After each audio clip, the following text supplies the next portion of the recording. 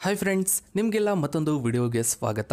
Friends, Mangaluru ಬ್ಯಾರಿಗಳು ಕರ್ನಾಟಕದ ಕರಾವಳಿ ಪ್ರದೇಶದ ಒಂದು ವಿಶಿಷ್ಟ ಮುಸ್ಲಿಂ ಸಮುದಾಯ. ಅವರಿಗೆ ಸುಮಾರು 1200 ವರ್ಷಗಳ ಇತಿಹಾಸವಿದೆ. ಬ್ಯಾರಿಗಳು ತಮ್ಮದೇ ಆದ ಸಂಸ್ಕೃತಿ, ಸಂಪ್ರದಾಯಗಳು ಮತ್ತು ಭಾಷೆಯನ್ನು ಕೂಡ ಹೊಂದಿದ್ದಾರೆ. ಬ್ಯಾರಿಗಳು ವ್ಯಾಪಾರದಲ್ಲಿ ಬಹಳ ಪ್ರಸಿದ್ಧರಾಗಿದ್ದಾರೆ. ಅವರು ಕರ್ನಾಟಕದ ಆರ್ಥಿಕತೆಗೆ ಬಹಳ ದೊಡ್ಡ ಕೊಡುಗೆಯನ್ನೇ ನೀಡಿದ್ದಾರೆ. ಬ್ಯಾರಿಗಳು ಶಿಕ್ಷಣ, ಕಲೆ, ಸಾಹಿತ್ಯ ಮತ್ತು ಕ್ರೀಡೆಯಲ್ಲಿಯೂ ಸಹ ಸಾಧನೆಗಳನ್ನು ಮಾಡಿದ್ದಾರೆ. ಈ ವಿಡಿಯೋದಲ್ಲಿ ನಾವು ಬ್ಯಾರಿಗಳ ಇತಿಹಾಸ, ಸಂಸ್ಕೃತಿ, ಭಾಷೆ ಮತ್ತು ಸಂಪ್ರದಾಯಗಳ ಬಗ್ಗೆ ತಿಳ್ಕೋತಾ ಹೋಗೋಣ. ಖಂಡಿತ ಈ ಒಂದು ವಿಡಿಯೋ ತುಂಬಾನೇ ಇಂಟ್ರೆಸ್ಟಿಂಗ್ ಆಗಿದೆ ಫ್ರೆಂಡ್ಸ್. ವಿಡಿಯೋವನ್ನ ಎಲ್ಲೂ ಸ್ಕಿಪ್ ಮಾಡದೆ ಸಂಪೂರ್ಣವಾಗಿ ನೋಡಿ. ಫ್ರೆಂಡ್ಸ್, ಮಂಗಳೂರಿನ ಬ್ಯಾರಿ ಸಮುದಾಯವು ಕರಾವಳಿ ಕರ್ನಾಟಕದ ಒಂದು ವಿಶಿಷ್ಟ ಮುಸ್ಲಿಂ ಸಮುದಾಯವಾಗಿದೆ. ಅವರ ಇತಿಹಾಸವು ಹಲವಾರು ಶತಮಾನಗಳಷ್ಟು ಹಿಂದಿನದ್ದು. ಹಾಗೆ ಈ ಪ್ರದೇಶದ ಸಾಮಾಜಿಕ, ಆರ್ಥಿಕ ಮತ್ತು ಸಾಂಸ್ಕೃತಿಕ ಜೀವನದಲ್ಲಿ ಅವರು ಮಹತ್ವದ ಪಾತ್ರವನ್ನು ವಹಿಸಿದ್ದಾರೆ. ಬ್ಯಾರಿ ಸಮುದಾಯವು ಭಾರತದ ಅತ್ಯಂತ ಹಳೆಯ ಮುಸ್ಲಿಂ ಸಮುದಾಯಗಳಲ್ಲಿ ಒಂದೆಂದು ಪರಿಗಣಿಸಲಾಗಿದೆ. ಅವರ ಇತಿಹಾಸವು ಸುಮಾರು 950ರಿಂದ 1400 ವರ್ಷಗಳಷ್ಟು ಹಿಂದಿನದ್ದು ಎಂದು ಅಂದಾಜಿಸಲಾಗಿದೆ. ಇವರು ಪ್ರಾಚೀನ ಕಾಲದಲ್ಲಿ ಅರಬ್ ವ್ಯಾಪಾರಿಗಳೊಂದಿಗೆ ವ್ಯಾಪಾರ ಸಂಬಂಧವನ್ನು ಹೊಂದಿದ್ರು. ಈ ಅರಬ್ ವ್ಯಾಪಾರಿಗಳು ಭಾರತದ ಕರಾವಳಿಗೆ, ವಿಶೇಷವಾಗಿ ತುಳುನಾಡು ಮತ್ತು ಮಲಬಾರ್ ಕರಾವಳಿಗೆ ಭೇಟಿ ನೀಡ್ತಾ ಇದ್ರು. ಬ್ಯಾರಿ ಎಂಬ ಪದವು ತುಳು ಭಾಷೆಯ ಬ್ಯಾರ ಎಂಬ ಪದದಿಂದ ಬಂದಿದೆ. ಇದರ ಅರ್ಥ ವ್ಯಾಪಾರ ಅಥವಾ ವ್ಯವಹಾರ. ಈ ಸಮುದಾಯದ ಬಹುಪಾಲು ಜನರು ವ್ಯಾಪಾರದಲ್ಲಿ ತೊಡಗಿಕೊಂಡಿದ್ರಿಂದ ಅವರನ್ನ ಬ್ಯಾರಿ ಎಂದು ಕರೆಯಲಾಯಿತು.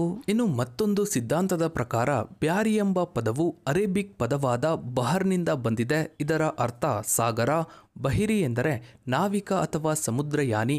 ಬ್ಯಾರಿ ಸಮುದಾಯವು ಅರಬ್ ವ್ಯಾಪಾರಿಗಳೊಂದಿಗೆ ವ್ಯಾಪಾರ ಸಂಬಂಧಗಳನ್ನು ಹೊಂದಿದ್ರಿಂದ ಈ ಹೆಸರು ಬಂದಿರಬಹುದು. ಇನ್ನೊಂದು ಸಿದ್ಧಾಂತವು ಬ್ಯಾರಿ ಎಂಬ ಪದವು ಮಲಬಾರ್ ಪ್ರದೇಶದ ಮುಸ್ಲಿಂ ಸಮುದಾಯವನ್ನ ಸೂಚಿಸುವ ಮಲಬಾರಿ ಎಂಬ ಪದದಿಂದ ಬಂದಿದೆ ಎಂದು ಹೇಳಲಾಗುತ್ತೆ. ಬ್ಯಾರಿಗಳು ತಮ್ಮದೇ ಆದ ವಿಶಿಷ್ಟವಾದ ಸಂಸ್ಕೃತಿ ಮತ್ತು ಸಂಪ್ರದಾಯಗಳನ್ನು ಹೊಂದಿದ್ದಾರೆ. ಅವರ ಸಂಸ್ಕೃತಿಯಲ್ಲಿ ಮಲಯಾಳಂ, ತುಳು ಮತ್ತು ಅರೇಬಿಕ್ ಸಂಪ್ರದಾಯಗಳ ಪ್ರಭಾವವನ್ನು ಕಾಣಬಹುದು. ಇನ್ನು ಬ್ಯಾರಿಗಳು ಮಾತನಾಡುವ ಭಾಷೆಯು ಮಲಯಾಳಂನ ಒಂದು ಪ್ರಾದೇಶಿಕ ಉಪಭಾಷೆಯಾಗಿದ್ದು ತುಳು ಮತ್ತು ಅರೇಬಿಕ್ ಭಾಷೆಗಳ ಪದವನ್ನು ಒಳಗೊಂಡಿದೆ. ಬ್ಯಾರಿ ಮಹಿಳೆಯರು ಸಾಂಪ್ರದಾಯಿಕವಾಗಿ ಚಿನ್ನ ಮತ್ತು ಬೆಳ್ಳಿಯ ಆಭರಣಗಳನ್ನು ಧರಿಸಲು ತುಂಬಾನೇ ಇಷ್ಟಪಡ್ತಾರೆ. ಸಾರ್ವಜನಿಕ ಸ್ಥಳಗಳಲ್ಲಿ ಅವರು ಬುರ್ಕಾ ಅಥವಾ ಅಬಾಯವನ್ನ ಧರಿಸ್ತಾರೆ. ಇನ್ನು ಬ್ಯಾರಿಗಳ ಆಹಾರ ಪದ್ಧತಿಯು ಕೇರಳ ಮತ್ತು ತುಳುನಾಡಿನ ಪಾಕ ಪದ್ಧತಿಯ ಅಂಶಗಳನ್ನೇ ಒಳಗೊಂಡಿದೆ. ಇನ್ನು ಬ್ಯಾರಿಗಳ ವಿವಾಹ ಸಂಪ್ರದಾಯಗಳು ವಿಶೇಷವಾಗಿವೆ. ಹಾಗೆ ಅವುಗಳಲ್ಲಿ ಹಲವು ಮಲಯಾಳಂನ ಸಂಪ್ರದಾಯಗಳನ್ನೇ ಹೋಲುತ್ತವೆ. ಇನ್ನು ಬ್ಯಾರಿಗಳು ಈದ್ ಅಲ್ ಫಿತರ್ ಮತ್ತು ಈದ್ ಅಲ್ ಅದಾ ಮುಂತಾದ ಪ್ರಮುಖ ಮುಸ್ಲಿಂ ಹಬ್ಬಗಳನ್ನು ಆಚರಿಸ್ತಾರೆ. ಇನ್ನು ಬ್ಯಾರಿ ಸಮುದಾಯವು ತನ್ನದೇ ಆದ ಮೌಖಿಕ ಸಾಹಿತ್ಯವನ್ನು ಹೊಂದಿದೆ. ಬ್ಯಾರಿ ಸಾಹಿತ್ಯ ಅಕಾಡೆಮಿಯನ್ನು ಕರ್ನಾಟಕ ಸರ್ಕಾರವು ಸ್ಥಾಪಿಸಿದ್ದು ಈ ಭಾಷೆ ಮತ್ತು ಸಂಸ್ಕೃತಿಯನ್ನ ಉಳಿಸಿ ಬೆಳೆಸಲು ಪ್ರಯತ್ನಿಸ್ತಾ ಇದೆ. ಐತಿಹಾಸಿಕವಾಗಿ ಬ್ಯಾರಿ ಸಮುದಾಯವು ವ್ಯಾಪಾರದಲ್ಲಿ ಪ್ರಮುಖ ಪಾತ್ರವನ್ನು ವಹಿಸಿತ್ತು. ಅವರು ಕರಾವಳಿ ವ್ಯಾಪಾರದಲ್ಲಿ ಪ್ರಾಬಲ್ಯವನ್ನ ಸಾಧಿಸಿದ್ರು. ಆದರೆ ನಂತರ ಬ್ರಿಟಿಷ್ ಆಳ್ವಿಕೆಯಲ್ಲಿ ಅವರ ಆರ್ಥಿಕ ಮತ್ತು ಸಾಮಾಜಿಕ ಸ್ಥಾನವು ಕುಗ್ಗುತ್ತೆ. ಇತ್ತೀಚಿನ ವರ್ಷಗಳಲ್ಲಿ ಬ್ಯಾರಿ ಸಮುದಾಯವು ಶಿಕ್ಷಣ ಮತ್ತು ಇತರ ಕ್ಷೇತ್ರಗಳಲ್ಲಿ ಪ್ರಗತಿಯನ್ನು ಸಾಧಿಸಿದೆ. ಮಂಗಳೂರಿನ ಬ್ಯಾರಿ ಸಮುದಾಯವು ತನ್ನ ವಿಶಿಷ್ಟ ಭಾಷೆ, ಸಂಸ್ಕೃತಿ ಮತ್ತು ಸಂಪ್ರದಾಯಗಳೊಂದಿಗೆ ಈ ಪ್ರದೇಶದ ವೈವಿಧ್ಯಮಯ ಪರಂಪರೆಗೆ ಮಹತ್ವದ ಕೊಡುಗೆಯನ್ನು ನೀಡಿದೆ.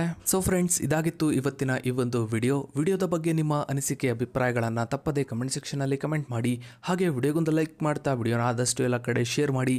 ನೀವಿನ್ನೂ ನಮ್ಮ ಚಾನಲ್ಗೆ ಸಬ್ಸ್ಕ್ರೈಬ್ ಆಗಿಲ್ಲ ಅಂದರೆ ಕೆಳಗಡೆ ಕಾಣೋ ಸಬ್ಸ್ಕ್ರೈಬ್ ಬಟನ್ ಕ್ಲಿಕ್ ಮಾಡಿ. ಹಾಗೆ ಪಕ್ಕದಲ್ಲಿ ಕಾಣೋ ಬೆಲ್ ಐಕಾನ್ ಕೂಡ ಕ್ಲಿಕ್ ಮಾಡಿ. Thanks for watching.